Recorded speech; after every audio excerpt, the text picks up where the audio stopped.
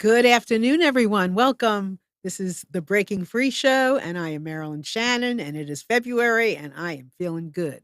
I hope all of you are doing well today and looking forward to our show because we always have something interesting going on here. Anyway, before we get on with our show, I want to say hi to Amnon. Hey, Hello, Marilyn. how are How are you? you? You sound so formal today. Are you really formal? Hello, Miss Marilyn. Hello, Miss Shannon. Now it's formal. Now it's formal. You doing all right? I like your haircut. Thank you. Yeah, it's raining out, so it's even gotten better. You doing good? Doing fine, thanks. Good, good, good, good, good. So we have a wonderful show, but before we get started, I want to remind you always you can call in anytime you want. If you have a landline, you want to call in 919 or a cell phone, doesn't matter, 919-518-9773, or you can come in on Skype voice. That is not video. Don't be scared. It is voice at computers. That's plural. The number 2K voice. And you can come in to our chat anytime you like. Just put your name, nickname next to the video, and you can comment, ask questions, share, whatever you like in there as well. So I came up with this great line today for this show, Surf's Up. And we have a very exciting guest in store for you, all the way from Costa Rica. We have Maia Dery coming in, Dery, and she is a surfer, she is a coach, and a storyteller. So, hey, Mai, how you doing? I'm doing well. How are you doing? I'm doing fabulous. So you're in Costa Rica. I am in Costa Rica in a little jungle village called Nosara, where the power happens to be out at the moment. But luckily the Wi-Fi has an emergency backup, so I'm still able to talk to you. Cool. So we're great. So in the jungle. Yes. And why are you there? I am here because the surf is very good here, and it's a good bit warmer than the water in North Carolina, where I'm from right now. And it's just a really wonderful community. The Costa Ricans in general, and this place is certainly no exception, are such welcoming, warm people. They have a concept, a way of life, a greeting here, Pura Vida, which means pure life. Essentially, let's be together, love one another, love our lives right now. And it really is a special place to be. So there's people of all ages that are from there, right? Costa Ricans, all ages, kids, teenagers, adults. How many people are there? Oh my goodness. What's the population? It's very small. I think the year-round population of this county area where I'm from is maybe around 6,000. And there are about 55,000 visitors a year. So it's the economy is absolutely tourist driven here. And most of the tourists are here either for surf or to do yoga. There's several really world-class yoga centers here as well. Wow. Sounds like a place I'd like to visit. It's wonderful. It sounds beautiful. So surfing. Surfing, yes. Surfing is your thing. And what I loved about reading your bio is about what the ocean can teach us. And that just gave me the chills. It gives me the chills all the time. That's a good thing, right? When you're doing something that you can passionately, continuously love. Yes, absolutely. I started very late in life with surfing, technically, as we think about it, but I've loved water since I was a child and wanted to surf since I was a child. My grandparents retired from Chapel Hill to San Diego when I was, I think, 6. And I started going to spend summers with them and when I wasn't in school. And I saw surfers at that point, just men and boys in the water. And I really wanted to do that. But my grandparents were old and a little infirm, and they didn't want to let me in the ocean. And I never saw surfers in North Carolina. It never occurred to me that I could do it here. And I just thought, well, someday I'm going to learn how to do that. And I got distracted by adolescence and a whole lot of some days, and was facing my 40th birthday, and just there was this upwelling of this feeling that it's absolutely time for you to learn how to surf. And so I sent myself off to Santa Cruz, California, which is there's a cove there called Cowell's Cove. It's one of the easiest places in the continental U.S. to learn how to surf because you can paddle back out in deep, flat water. And I thought I would just go to surf camp for a week and that would be it. I would check that off the bucket list, but it didn't work out that way. It really turned out at that point I was a college professor, and it turned out to be a week where I learned more intensively and more joyfully than I had learned in memory. And I knew by the end of that week that my life was going to have to change, and it did, and it continues to.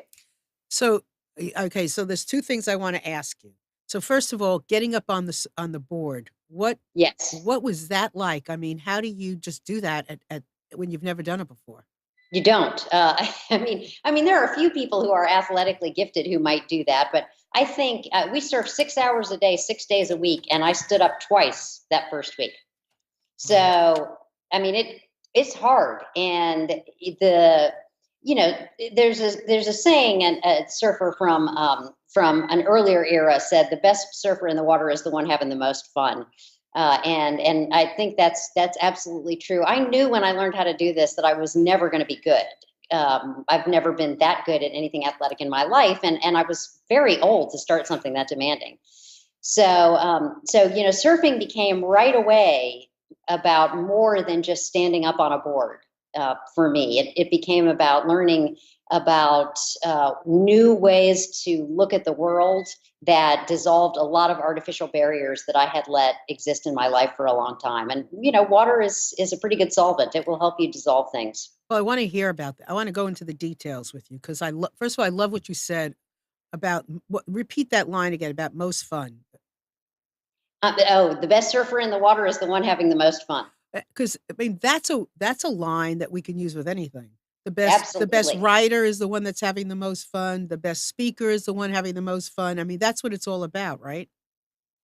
Yeah, so well, that in a way, I mean, I wouldn't use the word fun. I would use the word play, but it's really Mhm. central to my work life and my vocational life. Is that a sense of playfulness, of unexpected juxtapositions and creativity is crucial to us, no matter what we're doing. And yeah, I think one of the reasons I felt so hard, head over heels in love with surfing, is that those lessons are imminently transferable. Absolutely, and play, uh, I mean, helps us be creative, and so that just opens up the whole world from there. So tell us some of Exactly. the things that you recall, some of the beginning lessons you learned from the water. Oh my goodness. Well, I've been staring at water since I was a kid. That my grandmother, the same one in San Diego, she bought me my first camera. She was a painter, very accomplished painter, and she tried to teach me to paint. And I was never that good at being still. And painting requires a certain amount of physical stillness. And so she thought, oh well, maybe this kid needs a camera. So she bought me this little Kodak Instamatic and asked me what I wanted to take pictures of. And I immediately said the water, and went down to the beach. My grandfather took me to the beach that first afternoon, and I shot the whole roll of all these little things that, as the sun went down. And I think, and I became a photographer, I think, in large part not because I was driven to make photographs as objects, but because I was driven to show people how amazing life and the world can be. And water really was one of the most, and still is one of the most amazing things that I know of. I mean, it's pretty mystical stuff. There are very few entities that can be a solid, a liquid, and a gas and still be themselves. We are mostly water. And so it's not as though it's this other thing that has nothing to do with us. We don't think about it, but if we did, it's absolutely the source of life, of all biological life on the planet, and we're interacting with it every day. We have to survive, and in that way, it's not just a source of life, but it's a potential source of gratitude, and mindfulness, and greater stewardship, and all of the things that it seems like we could use a little bit more of. I love the water. I'm an Aquarian, and I love the water, and my body, if I don't go into the water at least once a week, I have to go in at least once a week. If I don't go, I do yoga and I take a dance class, I do all different kinds of exercise, but if I don't go in the water, my body's gonna hurt. Yeah, I I think need the there are a lot of water. people like you. Yeah, I need the water. I know it. My body knows it. It knows the water. I could be hurting. I had, juvenile arthritis as a child, so I believe without a question, I can be in pain and I go in the water and the resistance and the floating and the swimming, I can come out and it's like puff, goes away. Yes, it really is transformative getting in the water. And then there's a long history of people, coming up with great ideas in the bathtub. And it Absolutely. doesn't have to be a beach in Costa Rica. Right. Water in and of itself is a really kind of abundant medium. Yeah, no question. I've had the best ideas when the water is just on top of my head in the shower. And, sometimes I go in there because I need that idea, you know, and Absolutely. it just, plops on my head. And I am like, wow, this is cool. This is Yes. so I want you just to talk. I love Okay. what What you're would you like me saying. to talk I about? want you to talk about the spiritual aspects. I want you to talk about the mystical, the environmental. I want you to take us through all of it. Okay. All right. Well, I think, we in our culture, we have, understandably, we come from people who have classified things. I mean, that's what we do in Western culture post Enlightenment, is that we catalog and we classify things and we divide them from one another into ever smaller categories. And the one of the beautiful things about water, which some people might call a spiritual aspect, it doesn't have to be. It can be just a chemical aspect. Is that you can divide it, but you give it a chance, and it won't stay divided. It runs together and mixes all back together, and water really does that for us. I think if we think about it and play in it, it really can do that for us in a lot of ways. I mean, you and I are mostly water. We're not quite as mostly water as somebody who is younger, maybe 20 or 10, because we dry out as we get older. But the water that is mostly me, I think of myself, I experience myself as this autonomous being. But the water that is mostly me was mostly some other being or in some other place constituting a body of water before it was me. And in that way, water really, I think, prompts us to rethink our ideas about individuality and ownership. I mean, we think that if I own anything, I own this body. But it turns out that this body is mostly made up of stuff that other people just, in quotes, owned. And if they didn't take care of it, then I'm automatically taken less well care of, if that makes sense. So in Wilmington, the water that we drink goes through 11 municipal treatment plants before it gets to us. That watershed, the Cape Fear River Basin for Wilmington and Chapel Hill and parts of Durham, Greensboro, that we don't think of that as a place, but it's a lot more of a place in my mind because it's defined by water, this thing which is equally relevant to all of us on the planet. Um, to my mind, it's more of a place than those cities that I just listed, where, the lines that divide Wilmington from not Wilmington are just lines that somebody decided to draw on a map for who knows what reasons. Right. Usually not disinterested reasons when those lines go down.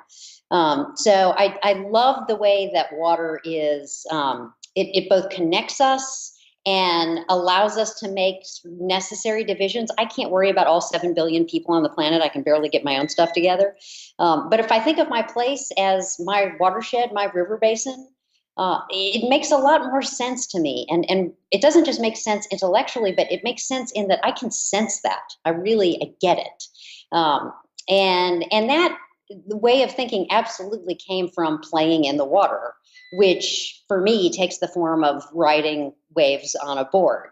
But it doesn't have to take that form. I think any form of water-based play can be really enhancing and abundant, really giving in a lot of And ways. the other thing I think that is so interesting about playing in the water, anybody can do it. Anybody can Any do it. I mean, sometimes when I swim, I have paddles on my feet, I have paddles on my hands, I have a snorkel. I mean, I have different toys, Hmm. but whatever I do in the water, there's always something to do without something. There's Yes, always a way to play without anything. Just me always, and the water. always. Yes. And, one of the things that we know or that we're coming to understand, we think that the research is still early on humans, but we know this about rats, for example, that, our brain development is really dependent on play. We don't quite, if my understanding is right, we don't quite have the genetic instructions to tell our brains exactly how to form. They tend to form with use. And the use that our brains get through play is particularly growth enhancing.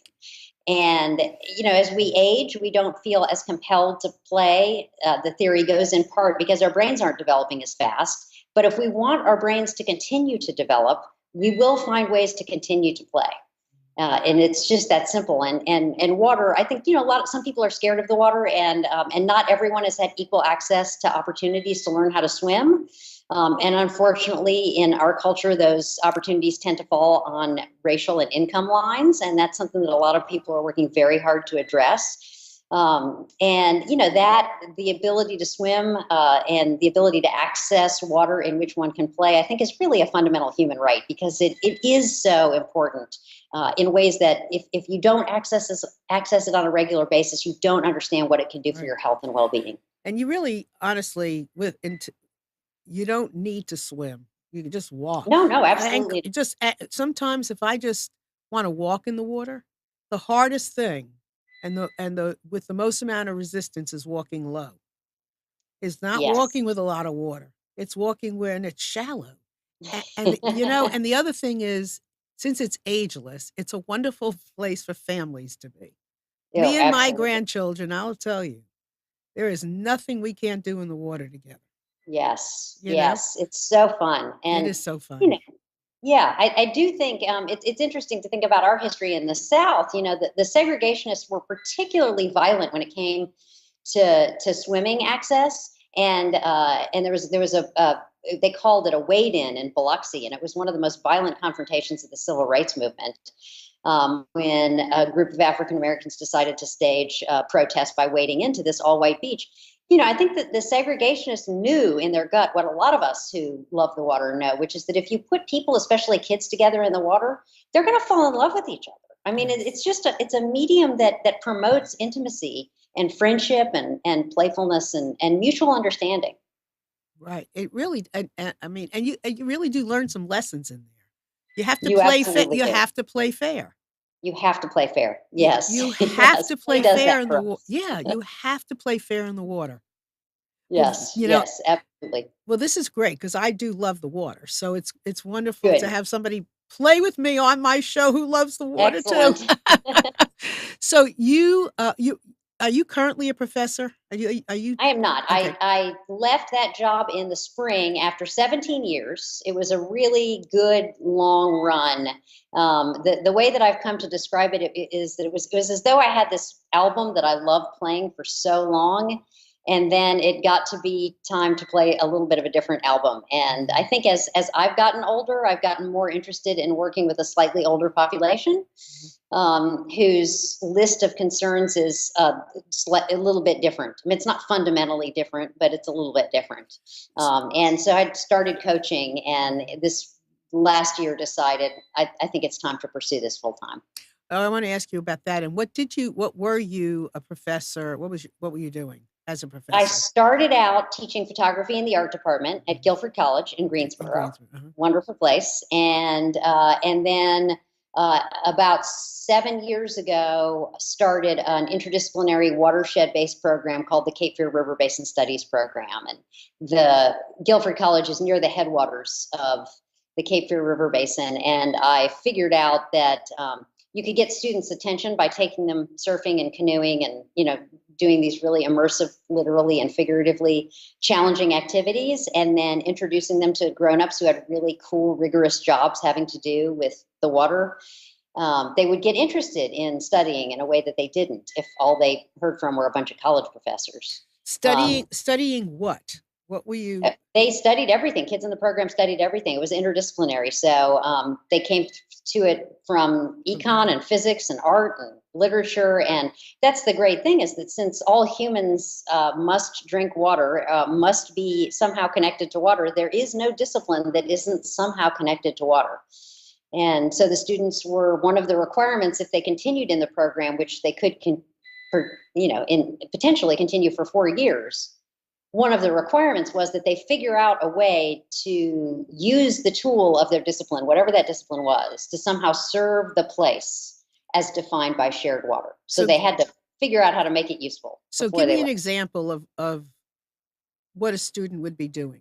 with the water Absolutely. and So afterwards?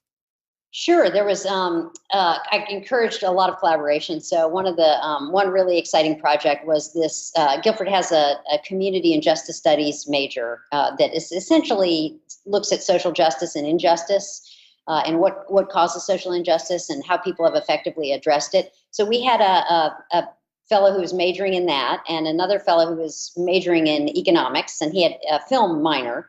And the two of them collaborated over the course of a couple of years to do a documentary about a group of people in Duplin County, North Carolina, who have been organizing for a long time, more and less successfully at different times, against the confined animal feeding operations impact on their health and well-being and property values. And so they worked, documentary filmmaking is extremely time consuming. Mhm. And this was one class among many.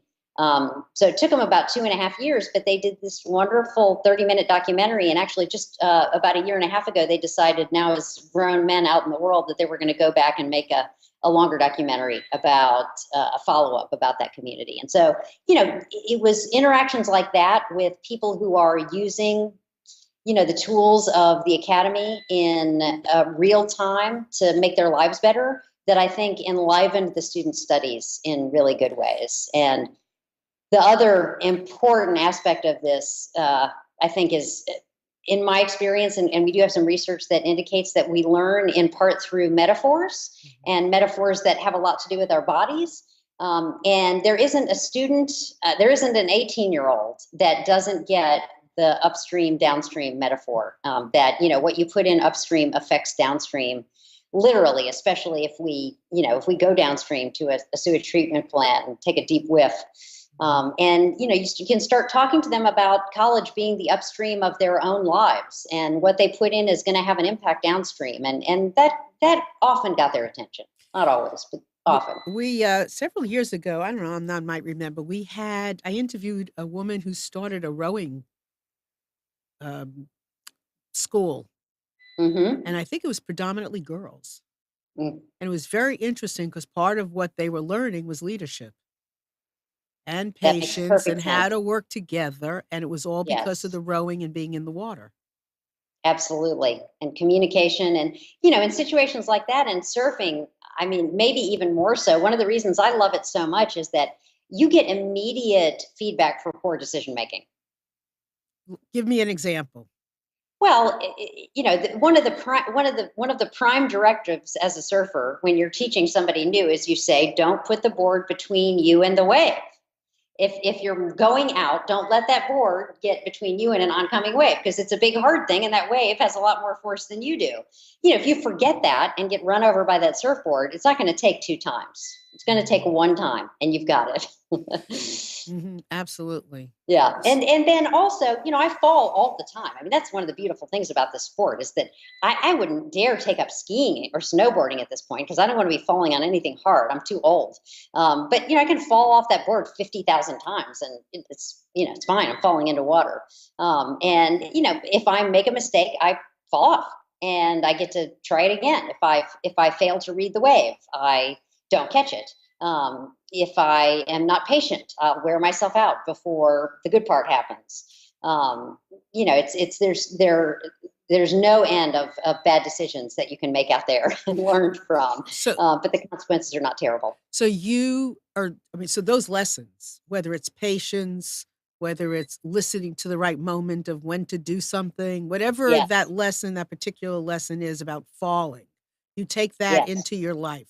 Are Oh, you absolutely. so Yeah. are you a better listener now? Are you a better faller? In other words, are you more apt to be spontaneous and not always concerned about the outcome and how it's going to be because you're willing to take a chance? I think all of those are true. I think for me, I mean, we all have sort of our natural chemical constitutions in our brains, and I tend towards being a pretty fearful person, and surfing can be scary if you are prone to fear. And I think one of the things that it's really helped me do is feel the fear and do it anyway. I Mhm. mean, it's just, you're going to be, it's an ocean. It doesn't care about you. And something could happen to you, and it's not coming to your assistance. So, dealing with that, and understanding that I can take care of myself. And just because I feel some fear doesn't mean that there's actually anything dangerous or, threatening.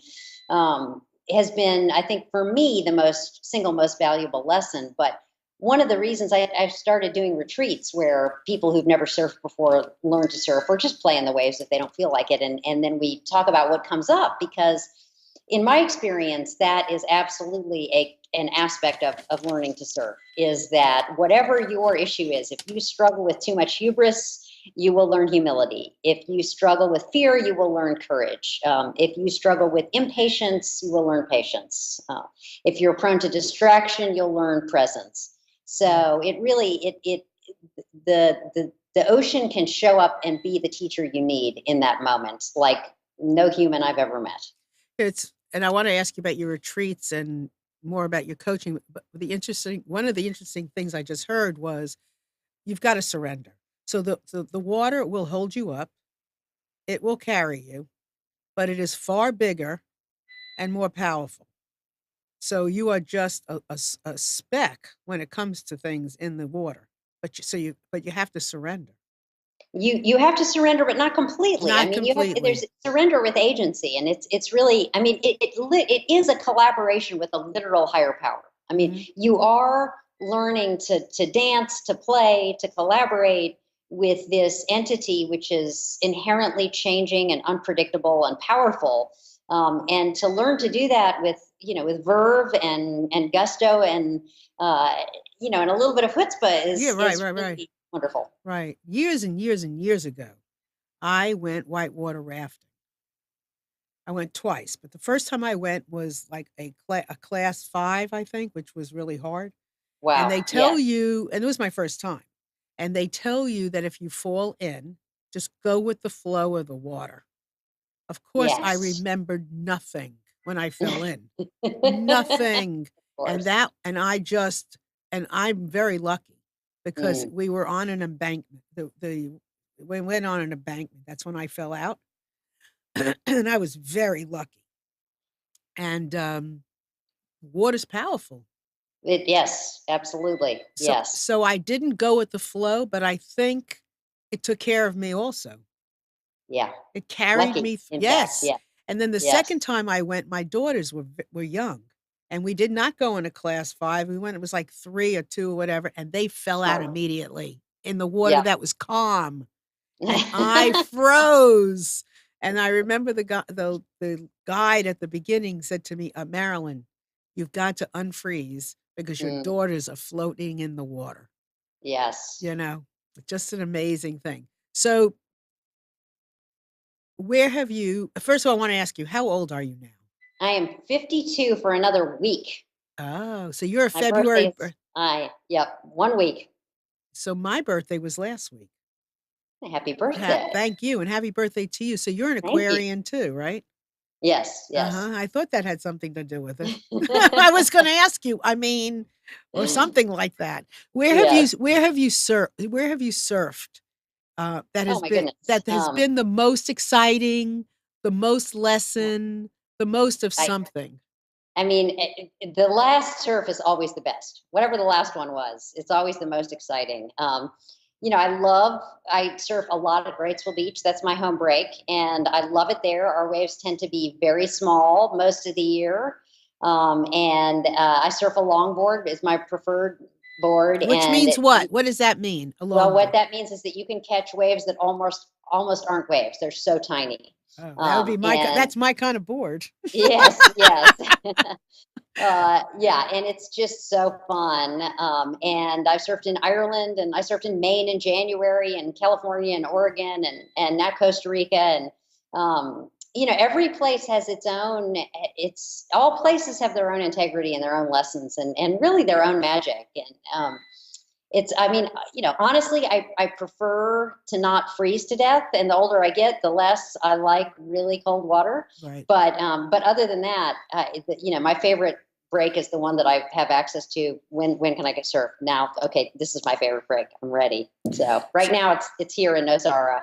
When I get back in April, it'll be Wrightsville Beach again. Right. So do you remember what you've learned in different places? In other words, when you were in Ireland, was there something specific that you can look at Ireland and say, Goodness. I got that in Ireland? Yes. Well, I'm pretty social, and so I prefer to surf with other people. And one of the really miraculous things about surfing is that, unlike tennis or basketball or football or so many sports, I can surf with somebody who's really good, and we're both engaged. They can push themselves, and I can push myself, and they might take off on waves I would choose not to take off on, and everybody's still happy. I've really learned a lot about differences in cultures by looking at the similarities and differences in surf culture. There are some things that we all share, and then there are some things that are different. And Ireland, there was this one fellow, whenever I go to a brand new place, I usually hire a surf instructor to guide me for at least one session, just so I can figure out, where are the rocks, where do the locals not want visitor surfing, just, out of respect, to learn something about the locale. And I hired this guy named Ben Bennett, who has a school, Ben Surf, I believe it's called Ben Surf Clinic in Lahinch, Ireland.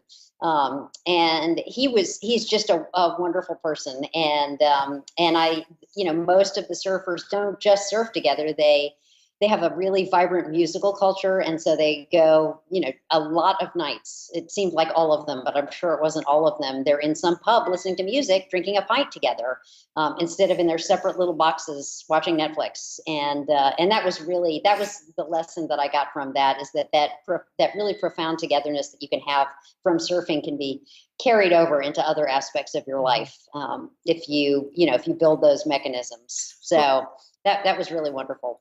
Well, and listening to how you just described it, I can understand why the location you're in now, why yoga is kind of goes hand in hand with the philosophy of a surfer being in that same location, because it doesn't matter who you do yoga with. It's your own Right. practice. Doesn't matter Exactly. who's next to you on the mat. Yes, it's true. And there are certainly places and days where I wouldn't get in the water. I mean, that happens with some frequency here, not so often at home.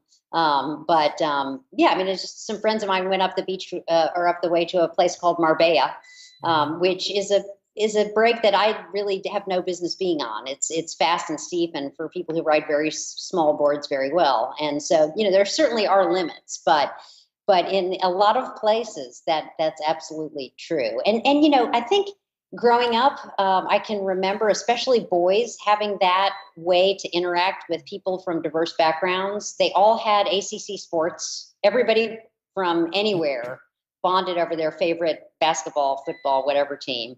And I could never bring myself to care much about all of that, even growing up in Durham. But I feel like I have an understanding of the power of that kind of bonding now with surfing, and it's just wonderful. There are people who don't speak English, and my Spanish is terrible, and we can barely communicate, but we can talk about the good waves we just rode without many words. Yeah, I hear you. And I love what you just said, which I want to reiterate for everybody out here. You said that you won't go on certain first of all, you'll get sort of a lesson or a little tour guide when you go to some places, so you don't know it all. Yes. You don't have to be on the smallest board. You can do what fits right for you and Oh, enjoy it.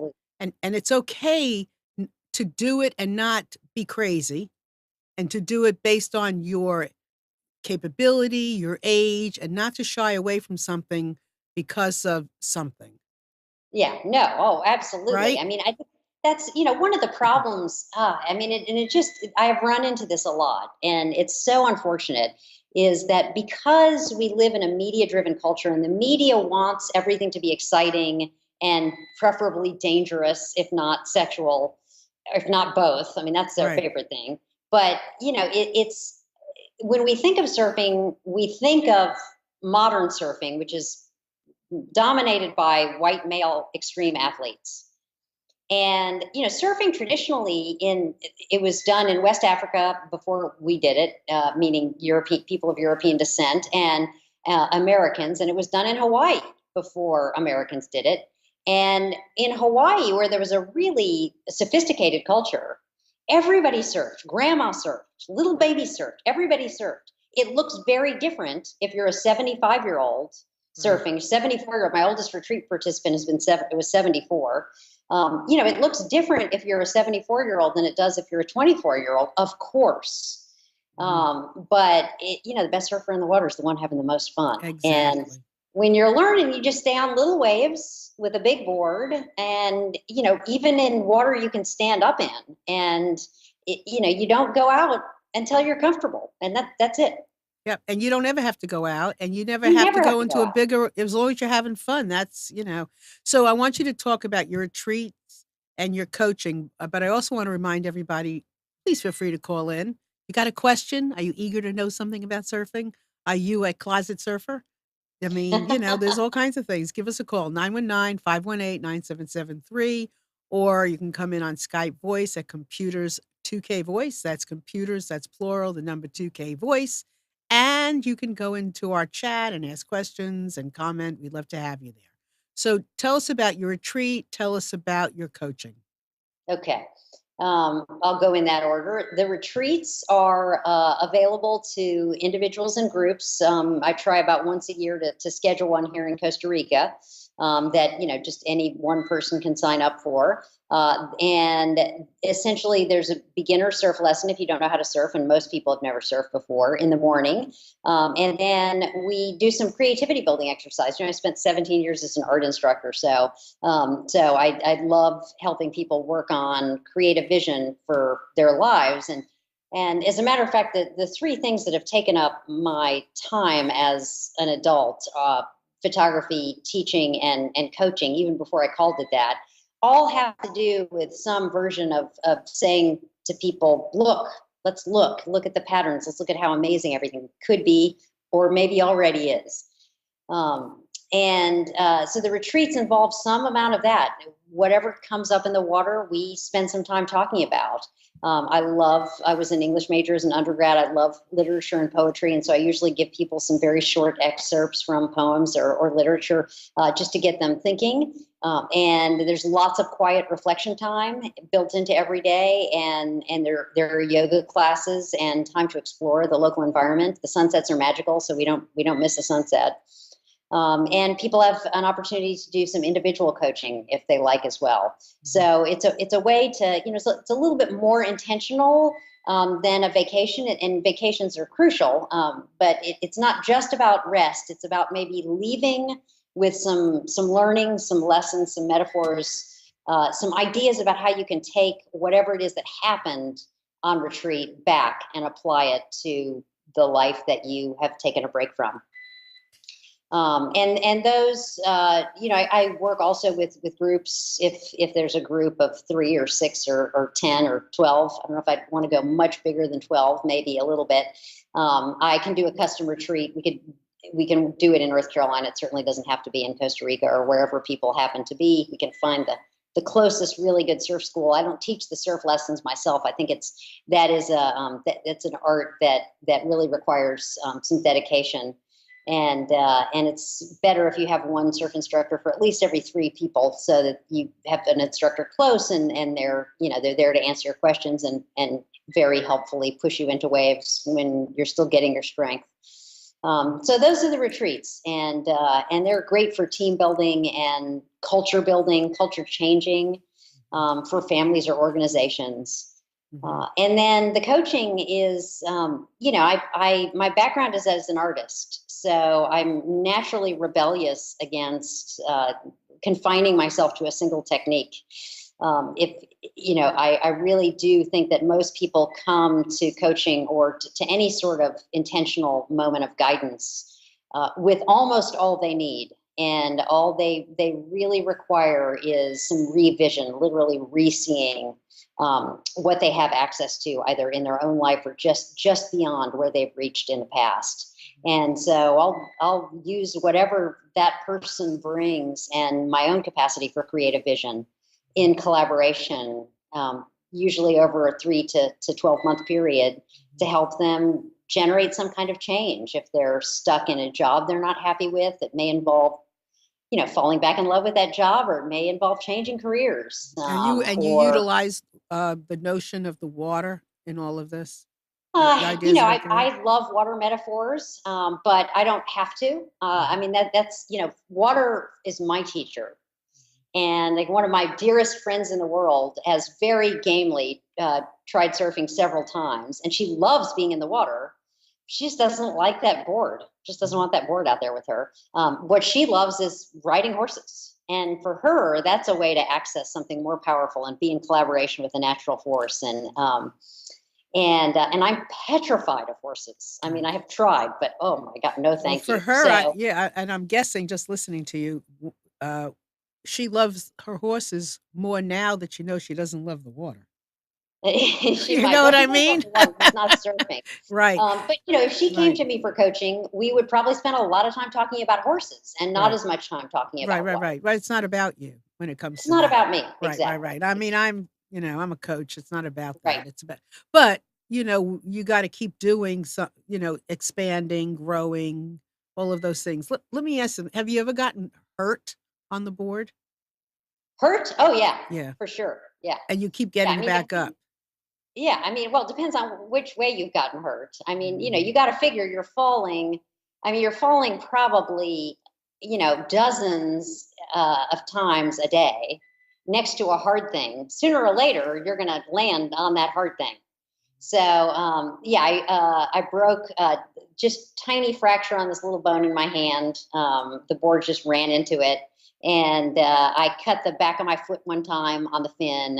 And I've gotten plenty of little bruises and stuff. But I've been surfing for now. It's almost 13 Right. years. And I think any action sport, I was a competitive cyclist, and I hurt myself much worse riding my bike Right. than I ever have surfing. I mean, I got hit by a car one time. I wasn't doing anything wrong, and somebody just ran. I mean, it's the chances of something that terrible happening to me surfing are pretty low. Whereas, we all get out on those roads all the time. We don't think about it. S- But yeah, it can happen for sure. So, is there some place you haven't been that you want to visit, or is there something on your bucket list that you Nope, I know think we've got of? somebody knocking at the door. Oh, do you have to get Oh, it? I don't know. I'm borrowing. Do you think I have to get it? I don't know. Let's see what happens if they knock again. Okay, we'll see if they knock again. Is there something on your Uh, bucket list or a place you wanna go to that, has been inspired by the water? Uh, Geez, I really love going back to places I've already been. I really am. Why is that? Why is that? Well, I'm a real people person, and I Okay. love to share places with people I love, and I love getting to know a place really well, and figuring out all the hidden nooks and crannies. And part of that, I think, is what drove me to be a photographer. I mean, I'm interested in the photograph you're not going to see the first 1,000 times you go to a place, But not the you one that so can you everybody. see it the first time, second time? Is that I mean, you able to because you're a photographer and I love photography, are you able to see things that somebody without a photographer's eye is going to miss? No, I'm sure. I mean, Uh-huh. it's like anything else. Once you get used to doing something, you get easily bored doing that thing, and so Right, you push yourself to the next level. right. And yeah, so it's not a question of am I able to see. It's just that I don't stop looking until I've seen it. Ah, and when do you Yeah. know you've seen it? Oh, it's just like falling in love. Oh, gotcha. And I always said that to my students. That don't push that button until you think you are in love. And it's like yeah. Go ahead. No, no, because I'm going through something right now, which is so interesting and apropos to what you're talking about. So I'm writing a series of books, and the Okay. series is called In Just One Afternoon. The premise being anything is possible, and rocket ships go off in an afternoon, babies are born, magic happens. We can get up on that board one time. I mean, anything is possible. And so the first one was In Just One Afternoon, Listening to the Hearts of Men. That book was my first one, and I struggled because I don't Mm, see myself as a writer, and I interviewed like 20 some odd men, and I struggled. It took me a year to get the book done. The next one was In Just One Afternoon, listening into the hearts of twins. And that book, I interviewed way too many twins, but they were so fascinating, I couldn't help it. And that book was 400 pages. My next one is Millennials, In Just One Afternoon, listening to the hearts of millennials. And I have been struggling chopping down the stories. And I've worked on them over and over and mm, over again. And I've to the point now where I've started to go through, and I'm making the books much smaller, 10 stories to see what they are, right? Because I want to get it published the end of February, beginning of March, whatever. I am amazed at how good they are when I mm. really didn't think they were good at all.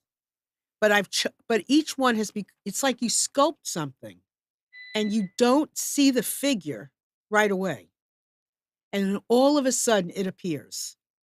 And 10 stories, like I've noticed from Friday when I started going through them really passionately, they have the form has taken place.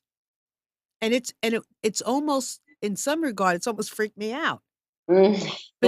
You know what I mean? Because all of a sudden I was dreading it. How is it going to go together? And Yes. all of a sudden, there it is. Yes, that's such a beautiful story, and sculpture is a powerful metaphor. And an old one, there was a Greek philosopher named Plotinus, Mhm. who talked about the way a sculptor works, in terms of understanding how you shape your own character. And I think that really is true, and especially in our culture, it's frequently a subtractive process. We're often dealing with too much, as opposed to not enough. Right. And I mean, there's a certain amount of, and oh boy, do we struggle with this, but anytime you're engaged in any creative project, you have got to just give into the mystery. Yes. You've got to surrender, to use your word, for a good long while, and just be with the material and let it, just trust it, commit to it, internalize it, engage with it passionately, as you say. And Elizabeth Gilbert, in her book Big Magic, talks about genius, right? And the original Roman idea about genius was not that any individual was a genius, but that you had a genius. It was this Right. spirit that would visit you Right. if you were dedicated enough and passionate enough. And I think that's true Mhm. for almost any endeavor. Absolutely. Absolutely. And that book, by the way, for those of you listening, is fabulous. It is. It's wonderful. It is a fabulous book, so I highly recommend it. And I Yes. love what you just said because the one of the ultimate form of play is creativity. I mean, to play with your creativity. And it is Yes. such a spiritual connection. I mean, it is a spiritual connection beyond Yes. anything, It is. right? Oh yeah, absolutely. Well, the Greeks had two words for time. They had the word chronos, Chronos, which is what we think of as time. It can be divided up into seconds, minutes, hours, days, years, and it's something that can be wasted Yep. or well spent, as it were, like money. It's a quantitative thing. And then they had another word, kairos, Kairos, which was deep time, eternal time. And it's when you are playful, whether you're inventing something, or surfing, or writing something, when you are engaged in these states of profound play, or flow is a very common word for these states, when you're really absorbed and challenged but not too challenged, you really are engaging with this kind of deep time. You've tapped into Right. something that's eternal and universal and a little bit relevant to all of us, like falling in love. I mean, Yes. these primal human experiences that draw us all together. And so, I'm not surprised that these millennials have come out with, stories that are fundamental, that matter, and that you spending enough time with them allowed you to see exactly what you had to do in the craft way to allow those voices to say what they were trying to say. Everything you have just said has been my experience. So good. Absolutely, and so I ditto this for everyone, and if you have not listened to this, go back and in other words, if you have, you're here. Share the show, but go back and listen to it again. because it's monumental to realize that I sat there and all of a sudden these forms took place, and it's exactly what Maya said. Exactly. You let the process happen. Just you let it happen on the board, you get out of your head, you let it happen. Or if you're in your head, it's part of the process, Right. right? So you let it happen, and then all of a sudden, it's like, the lesson I just got from this book will go with me into eternity So beautiful. with Yeah. writing these books. Yeah, because the proof I just got this proof, and I'm like walking on my toes. Walking on my toes. Yeah. Um, Yeah. Writing is, I mean, I do some writing myself, and it's easily the hardest work uh, that I can imagine. It's so demanding. And that, producing things that are terrible, just, and keep reworking them until they're, non-terrible and then good even, yes. it's laborious, and it takes as long as it takes. There Woo, is no predict. honey, you just spoke my world. Yeah. Oh my Yeah. God. And for a non-writer, you It know? really, I mean, and for writers too, writers just know that. I mean, they just know that it's horrifying. And yeah, I mean, Annie Dillard told a story in a book that she wrote about writing, about this guy he was a professional writer, and the only way he could write new sentences was that he would start literally at the beginning of the book and copy it on his typewriter, and he would get to the end of what he had already wrote and accidentally write a few original lines and then freak out and have to run away, and then he'd have to do the whole thing again tomorrow. Yeah, and I always thought, and I thought when I started my process that interviewing people would be easier because I'd have their story and I could just chop it down. I'm not so sure it's the easiest way. Sometimes I Yeah. think writing from scratch can almost be easier, but this is the process that has chosen me. I Right. guess I Well, and should it is that say, way, isn't it? yes, it Yeah. has chosen me. No, it really. I mean, I have a podcast, and I feel a tremendous, and I edit the conversations, and I feel a tremendous amount of responsibility with other people's voices. And Yeah, I think when you are engaged in that kind of work, it can be more difficult. it is definitely because you got it. Yeah. Obviously, I've been with them, so I want to keep in mind the energy that I had when I spoke with them, and hopefully that comes through. Um, Yeah. I just want to remind everyone also that tomorrow, just so you know, for many of you that have watched this our show before and watched the channel, we have a special health in show tomorrow that my friend Debbie, um, it was my friend Debbie's show, and she's a homeopath. And tomorrow we have a special. She passed away in May, and we're doing another health in show, and it's going to be about chronic pain and homeopathy from 10 to 11. We have a special guest. We have lots of people coming on to chat and talk and share, and it will be a wonderful show right here from 10 to 11. So please come back. Eastern time. I don't want you to forget. Okay, so you have my book up. Okay, so here are the two that I have now. In Just One Afternoon, Listening to the Hearts of Men, and In Just One Afternoon, Listening to the Hearts of Twins. And soon they will have their sister brother in Just One Afternoon, Listening to the Hearts of Millennials, and we will go from there. So thank you, Amnon. They're on Amazon and both print and ebooks. So I want if I want to ask you if you ever come up to Raleigh All the time. all the time, I Yeah. would love to if you're willing, I would love to schedule a power lunch No, absolutely. for you to speak to a networking organization that I found. Yes. One of Of one of the things that I miss most about teaching is hamming it up in front of an audience. So so I'm yes. so we're going to do that. I'm going to have Chris reach out to you and we'll get that for when you come back. Okay. Good. I think Great. this I'd be information, honored. yes, this information is fabulous. And I love for people to hear more, from your perspective and about the water and, in general, because, it's very interesting. So once again, if you have any questions, this is the time to call us 919-518-9773, or you can come in on Skype at computers. That's plural, the number 2K voice. And you can join us on our chats. Not too late.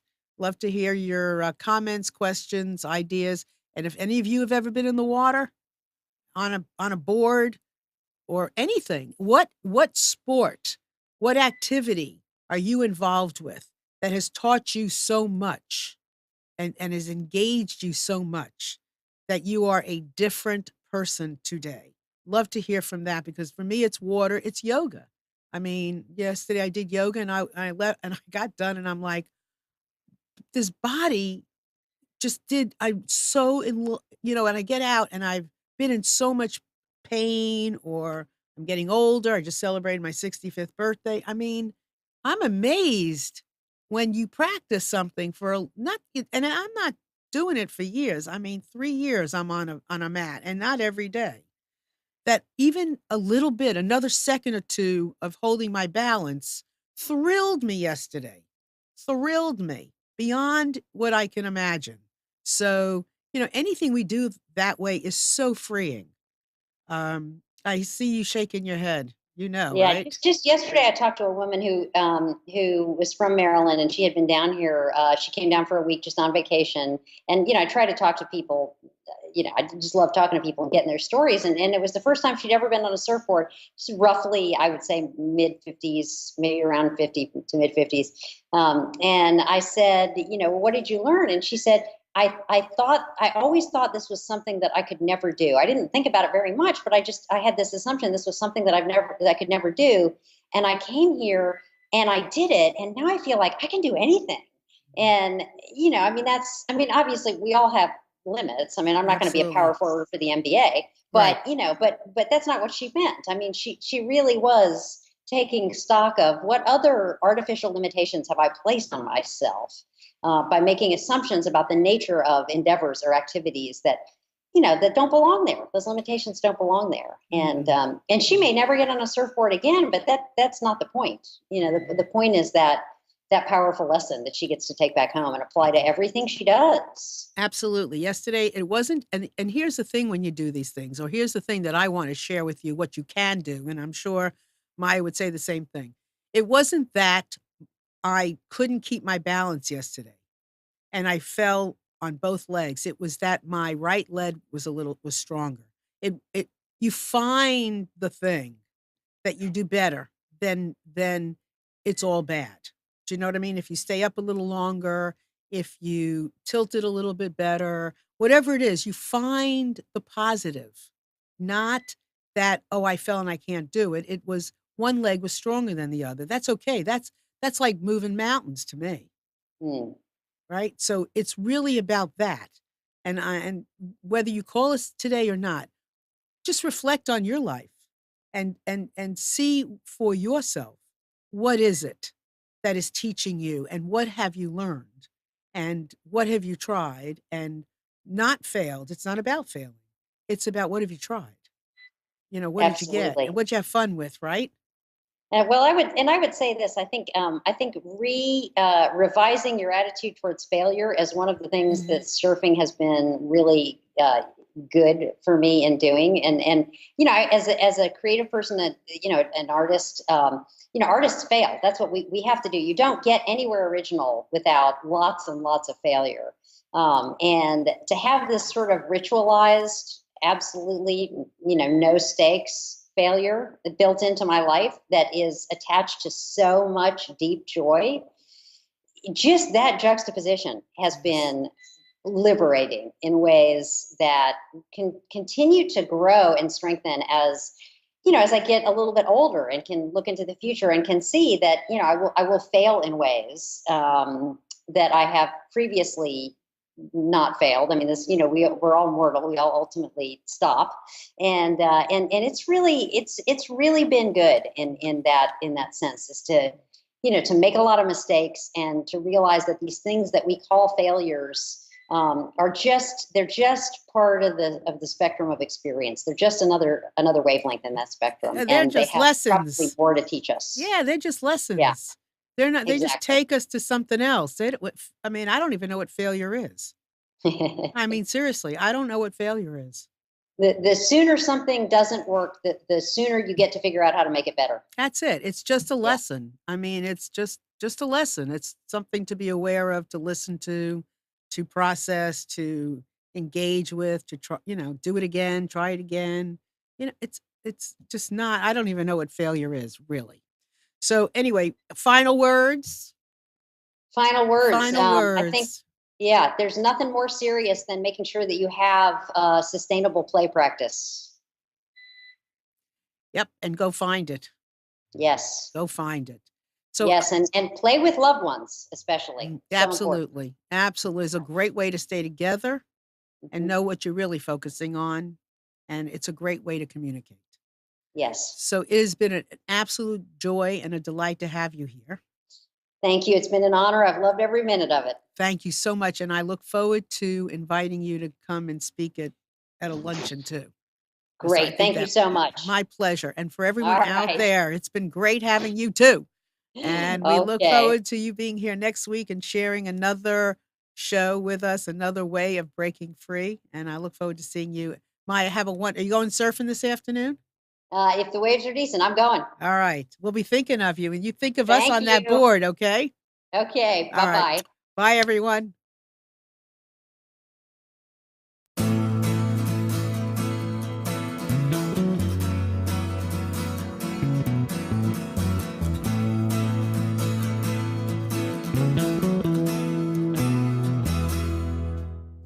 You are tuned to the Nissan Communications Network.